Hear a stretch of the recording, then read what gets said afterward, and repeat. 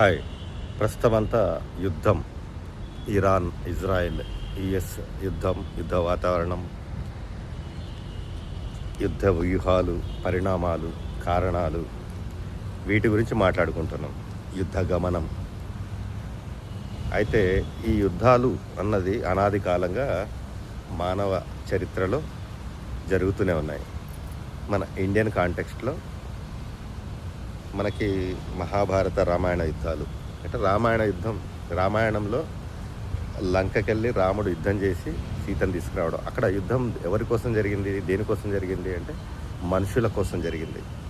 అంటే అప్పుడు జనాభా తక్కువ ఉండేది కాబట్టి మనుషులు చాలా అంటే రాజ్యం అంటే భూమి కంటే మనుషులు అన్నది ఇంపార్టెంట్ అనమాట. రాజ్యం అంటే పాలితులు కాబట్టి మనుషుల కోసం. మహాభారతం కూడా ఒక రకంగా ఊర్లు అంటే 5 ఊర్లు అడుగుతారు పాండవులు.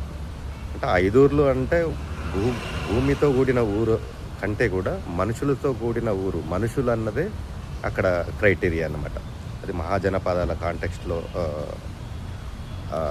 కొరాబరేషన్ ఉందన్నమాట. అది ఇంకా మనకు ప్రపంచ యుద్ధాలు వరల్డ్ వార్ 1, వరల్డ్ వార్ 2 కానీ అంతకు ముందు కానీ చరిత్రలో భూమి కోసం, ప్రాంతాల కోసం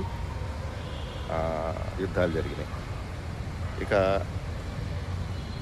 వనరుల కోసం అంటే ఇరాక్, కువైట్ వార్ జరిగింది 90స్లో అనుకుంటా. ఇప్పుడు ఆ వార్ ఏంటంటే చమురు కోసం, సహజ వనరులు. ఇప్పుడు జరుగుతున్న వార్స్ కూడా ఒక రకంగా చెప్పాలంటే చమురు ప్రధాన పాత్ర పోషిస్తున్నది యుద్ధాల్లో ప్రస్తుతం కూడా. ఇక ఫ్యూచర్ యుద్ధాలు ఎలా ఉండబోతున్నాయి, దేనికోసం జరగవచ్చు. క్రిటికల్ మినరల్స్ ఒకటి ఉంది.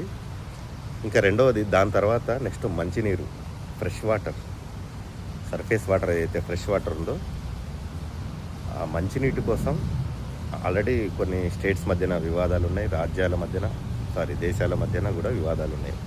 Plus scarcity, surface water scarcity అనేది పెరుగుతుంది. నీటి కొరత, నీటి ఎద్దడి అంటున్నారు. ఇది పెరుగుతూ వస్తుంది దేశాల మధ్య ఫ్యూచర్లో. అంటే ప్రస్తుతం సహజ వనరులు, చమురు లాంటివి, నెక్స్ట్ క్రిటికల్ మినరల్స్, ఆ తర్వాత మంచినీరు.